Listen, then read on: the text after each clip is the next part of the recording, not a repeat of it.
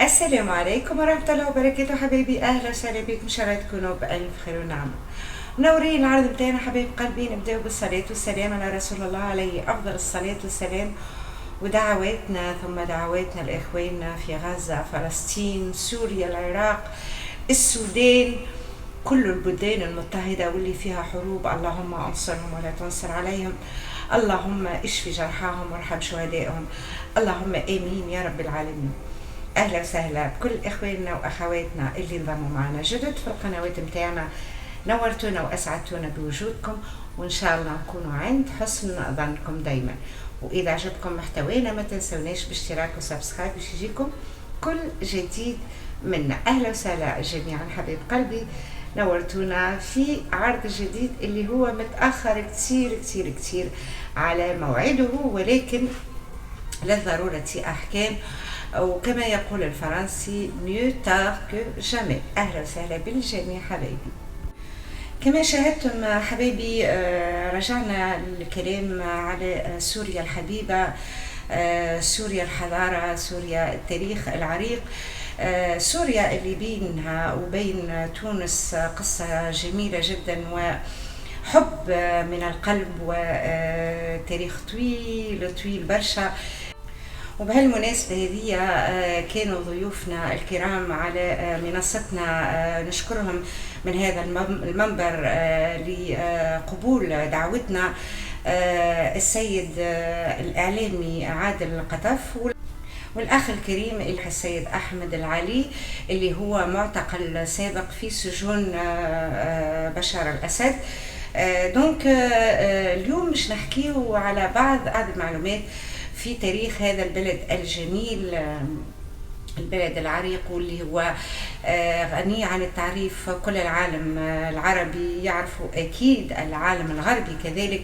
هذاك علاش ما زال في تدهور مستمر للأسف، ولكن نأمل دايما أن يكون النصر لهم، وأن يكون هذا التحرير حليف هذا الشعب الجميل، وأن يتم استرداد حقوق المعتقلين اللي اعتقلوا بحق أو بدون حق، لأن السجون ليست مجعولة للتعذيب، هي مجعولة فقط لردع كل التجاوزات اللي في كل البلدان. وفي انتظار بيان المستجدات والأحداث الجديدة مع الصحفي والإعلامي عادل القطف، إن شاء الله سوف يكونوا معنا هذا الأسبوع.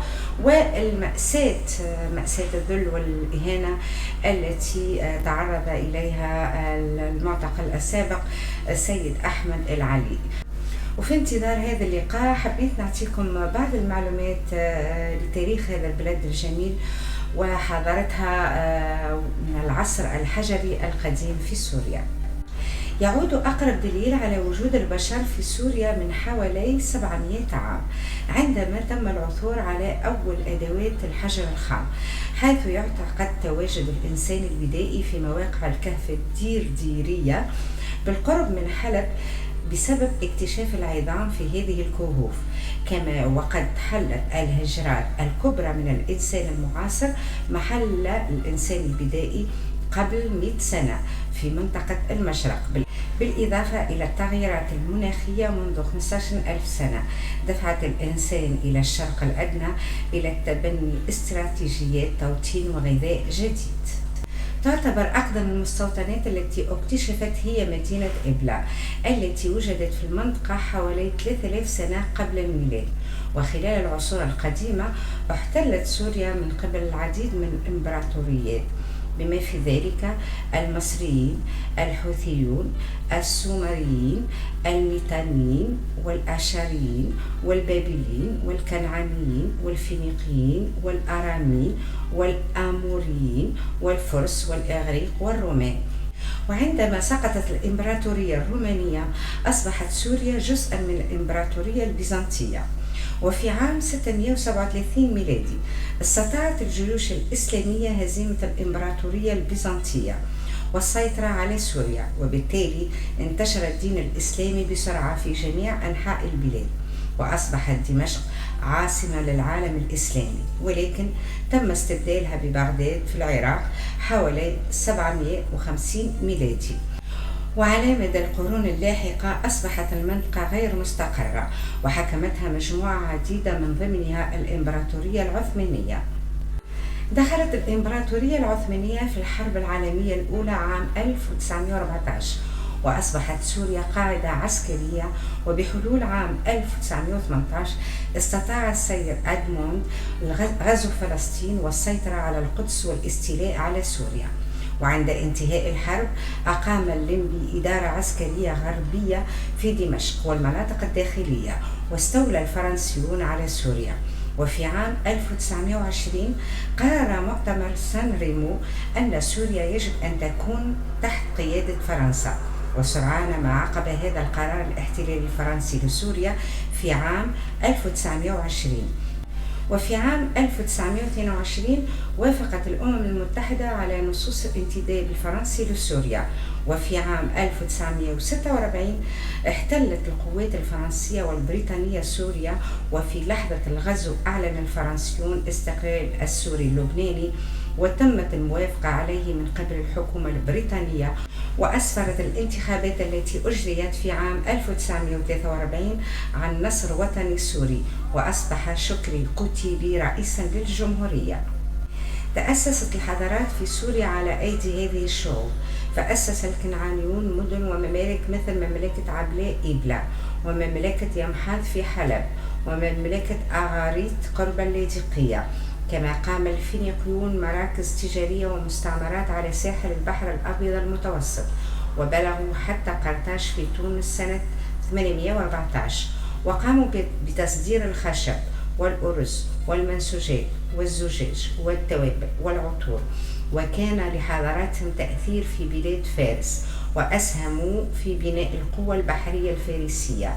وأسس الأومريون العمريون مدن مثل مدينة ماري في تل الحريري، وهي عاصمتهم في الشمال. وكذلك أسس الآراميون مدن وممالك مهمة، وانتشرت لغتهم وأبجديتهم التي اعتمدوا فيها الأبجدية الفينيقية. وبعد استقلال سوريا من الاحتلال الفرنسي تسلمت الحكومة الوطنية زمام الأمور في البلاد، فقامت بإصلاح نظام التعليم واستبعاد الأثر الفرنسي عن التعليم، وقضت على مظاهر الاستعمار الثقافي الفرنسي بعد أن تخلصت من الاستعمار السياسي، وعملت على تعزيز الحياة الاقتصادية وتطويرها وخاصة الزراعة منها. كما اهتمت بتقوية الجيش الوطني وتسليحه، إضافة إلى اهتمامها بالنهضة العمرانية والفنية. وفي عام 1947 أجريت انتخابات جديدة، وأعيد انتخاب شكري القوتلي بعد تعديل الدستور. سوريا يطلق عليها كذلك بلاد الشام، بلد عربي يقع شمال غرب قارة آسيا، تحدها شمالا تركيا، وشرقا العراق، وجنوبا الأردن وفلسطين، وغربا لبنان، والساحل الشرقي للبحر الأبيض المتوسط. ويعد موقعها استراتيجيا لوقوعها عند ملتقى القارات الثلاث، آسيا وأوروبا وأفريقيا، ويعرف بأنها من أقدم المناطق المأهولة في العالم، وعاصمتها دمشق. وبسبب الثورة السورية في النظام السابق التي اندلعت عام 2011 يصعب تحديد عدد السكان بدقة، فحسب تقديرات البنك الدولي لعام 2021 يبلغ عدد سكان سوريا 21 مليون نسمة. وذكر مركز جسور للدراسات أن الإجمالي عدد سكان البلاد في العام نفسه 26 مليونا تقريبا، ثم 16.27 مليونا منهم يقطنون داخلها، و8 ملايين متغربين خارج البلاد، إضافة إلى ما لا يقل عن 1,000,000 شخص بين قتيل ومفقود. وبفعل الهجرة الداخلية لا يمكن حصر منطقة جغرافية معينة بفئة عرقية أو دينية منفصلة، بل يمكن الحديث عن أغلبية سنية عامة أكثر من 80%، تتركز في محافظات رئيسية منهم دمشق وحمص وحماة وحلب والرقة ودرعا، وتشكل الأغلبية في محافظة دير الزور ومدينة بوكمال والقرى القريبة من الحدود مع العراق. كانت سوريا تسمى سابقا ابن ناري وتعني عبر النهرين، وشملت معها لبنان وفلسطين. تصنف سوريا جنبا لجنب مع العراق، بوصفها أقدم مواقع مهد الحضارة البشرية، واشتقت اسمها حسب أوفر النظريات الأكاديمية من أشور. بكل الأحوال منطقة سوريا، سوريا الحضارة، سوريا التاريخ.